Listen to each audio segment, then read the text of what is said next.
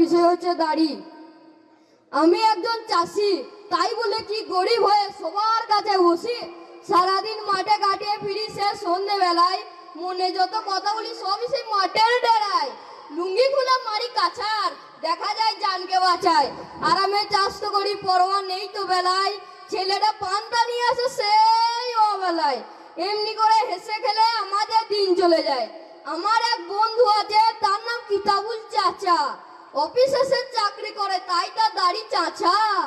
আজ তার মেয়ের বিয়ে, বলেছে ভাইপো আসিস, কিছু না দিতে পারিস, দিস একখানা বেনারসি শাড়ি। তাই হাটে গিয়ে কিনে একখানা বেনারসি, যাই দেখি কি করছে আমার মামা মাসি। আমি হলাম কিতাবুল সাহেব, কিছু আমার নেই তো, ভাইয়ের অফিসে চাকরি করি, খালি টাকা আর টাকা। আজ আমার মেয়ের বিয়ে, প্যান্ডেল দেখেছো নিশ্চয়, বিয়েতে সবাই এসো, পেট ভর্তি পান্তা খেও। আসসালামু আলাইকুম। ওকে ওকে, কাম কাম। কিরে বন্ধু, সালামের উত্তর দিলি না যে? ইস্টোকা আই এম এ ফাইন। বন্ধু তুই আজ খুবই খুশি, আলে বিয়ের শাড়ি জ্যান্ত বেনারসি।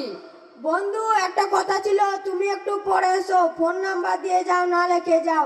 আসলে হয়েছে কি, আমার তো নেই কো কর্মী, অফিসার হয়েছি তাই করি নাই দাবি। মুখ ভর্তি দাড়ি নিয়ে অফিসে যাই, সবারই মাঝে অপমানে মাথা হয়ে যায় লাজে। সবাই তো দামি মানুষ, সবাই অফিসার হয়, হয় বড় বড় লোকেদের বড় বড় ব্যাপার, বুঝলে চাচা? হ্যাঁ ভাই বো চাচা। কি বলে চাচা? চাচা চাচা। সবার সামনে তার মানে চাচা? আমার মুখে দাড়ি আছে, আমি চাচা। তোমার মুখে দাড়ি নাই, তাই তুমি চাচা। সবার সামনে চাচা চাচা করো না যেন। তুমিও সবার সামনে চাচা চাচা করো না জানো।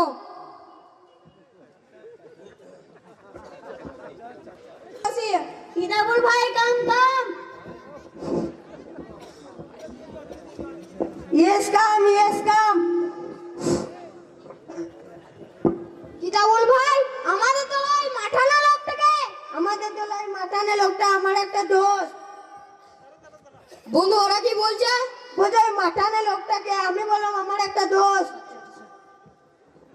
ও চাচা বসে পড়লে যে দামি চেয়ারে, মুখ ভর্তি দাড়ি নিয়ে, কোন জায়গায় যেতে হলে সেভ করে যেতে হয়, জানো না? কি হলো, তোমরা যখন আমার লাগে এত কিছু বললে, এবার আমি কিছু বলি। আরে থাক থাক, আমি শুনেছি যাদের মুখে দাড়ি হয় তারাই খুব খারাপ হয়। ঠিক বলেছিস বন্ধু। তোমরা যখন এত কিছু বললে আমার লেগে, এবার আমি কিছু বলি। বিশ্বকবি রবীন্দ্রনাথ, অরবিন্দ ঘোষ, গ্যালিলিও বিজ্ঞানী জগদীশচন্দ্র বোস, রামকৃষ্ণ বাব রেখেছিলেন দাড়ি, তারা নাকি বদমাইশের ধারী। থাক থাক থাক চাচা, মনেতে নিও না কোনো ব্যথা, ছাড়ো এসব কথা। বন্ধু আর কিছু শুনতে চাস? হ্যাঁ বন্ধু বলো বলো, আরো কিছু বলো। বনের রাজা সিংহ মামা, দাড়িতে তার বল, দাড়িবিহীন হলো শুধু খেত শিয়ালের দল। থাক থাক চাচা, মনেতে নিও না কোনো ব্যথা, হয়ে গেছে ভুল, ধরো কোনো ফাউল। বন্ধু আর কিছু শুনতে চাস? হ্যাঁ বন্ধু, আরো কিছু শুনতে চাই। কুকুর মুখে দাড়িবিহীন, ভুক ভুক ভুক। থাক থাক চাচা, থাক থাক চাচা, ছাড়ো এসব কথা, মনেতে নিও না কোনো ব্যথা। থাক থাক, এই পর্যন্ত থাক, চলো বাজারেতে যাওয়া যাক। তোমরা আর কিছু শুনতে চাও দাড়ির মর্যাদা? থাক থাক চাচা, তোমাকে লাগিয়ে আমাদের ভুল হয়েছে, আমাদের ক্ষমা করে দাও, তুমি যাও তুমি যাও। আমার সাথে লাগতে এসে চাচাকে রাগিয়ে আমাদের ভুল হয়ে গেল বন্ধু। চাচা সবার মানুষের সামনে মান সম্মান ডুবি দিল। চাচাকে যদি আর কোনোদিন দেখি, উল্টো দিকে পালিয়ে যাবো। ঠিক বলেছিস বন্ধু, এখান থেকে তাড়াতাড়ি পালিয়ে যাও। বন্ধু। বুম বুম টিটি, ওরা বাবারে মেরে দিল গো।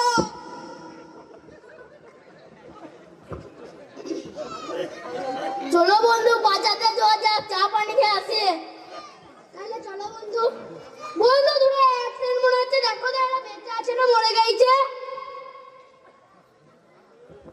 আরে আশেপাশে কে কোথায় আছো, তাড়াতাড়ি এসো গো, অ্যাক্সিডেন্ট অ্যাক্সিডেন্ট। বন্ধু এরা তো এখনো বেঁচে আছে। হ্যাঁ বন্ধু, তাই তো দেখছি। আরে আরে অ্যাক্সিডেন্ট, এর মুখে তো দাঁড়িয়ে আছে, এ তো মুসলমান। ওর মুখে দাঁড়িয়ে নাই, ও হিন্দু। আরে এই যে আমার জাতের লোক, এর মুখে দাঁড়িয়ে, একে নিয়ে চল আমাদের বাড়ি। এ তো আমার জাতের লোক, একে নিয়ে চল আমাদের বাড়ি। বাঁচলে বাড়িতে দেবো খবর, মরলে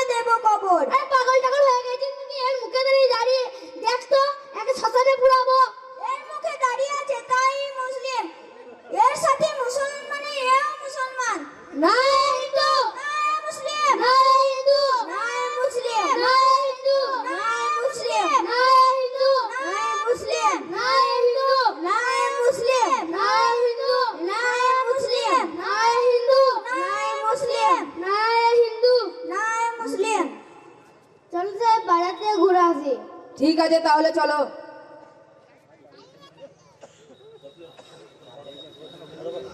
না এ হিন্দু, না এ মুসলিম, না আরে আরে কি হয়েছে? আমি তো গ্রামের প্রধান, আমাকে সবকিছু খুলে বল। হুজুর দেখেন, এর মুখে দাঁড়িয়ে আছে এ মুসলমান, ওর মুখে দাঁড়িয়ে নয় হিন্দু না মুসলিম বোঝা যাচ্ছে না, এর জন্যই হিন্দু আর মুসলিমের মধ্যে ঝগড়া হচ্ছে। আরে সাহেব, ওর মুখে দাঁড়িয়ে ওকে নিয়ে যাওয়ার অনুমতি দেন, বাঁচলে বাড়িতে দেবো খবর, মরলে শ্মশানে পড়াবো। না হুজুর, এর মুখে দাঁড়িয়ে আছে তাই এ মুসলমান, এর সাথে মুসলমানই এও মুসলমান, একে আমাদের বাড়িতে নিয়ে যাওয়ার অনুমতি দেন, বাঁচলে বাড়িতে দেব খবর, মরলে দেব খবর। ঠিক আছে ঠিক আছে, তোমরা সবাই সরে যাও। আরে এরা তো এক্সিডেন্ট করেছে, দাঁড়িয়ে থাকলে তাও চিনা যেত। এরা হিন্দু না মুসলিম বোঝা যাচ্ছে না, দেখি প্যান্টটা খুললি কুটা আছে না কাটা আছে। সাহেব, সাহেব ছাতাটা আর করুন। ঠিক আছে। চের। আরে আরে সাহেব, এ তো কাটার মাল, এ তো মুসলমান। আরে সাহেব, এ তো কাটার মাল, এ তো মুসলমান। ঠিক আছে ঠিক আছে, তোমরা সবাই সামনে এসো। আরে বিয়াদব, ছাতাটা সোজা করে ধরতে পারছি না? আরে আরে, এরা দুজনে মুসলমান, এদিকে নিয়ে বাড়ি চলে যাও। ঠিক আছে সাহেব। বেঁচে আছে, হাসপাতালে ভর্তি করব।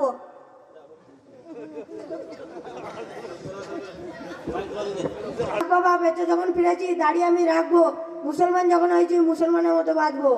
তাই তো বলি ভাই, দাড়ি রাখা ছাড়া কোনো উপায় নাই। কাক যদি হয় ময়ূর পাখি, পলক যদি গজায় পাছায়, যত দামি পলক হোক তবু তাকে মানায়।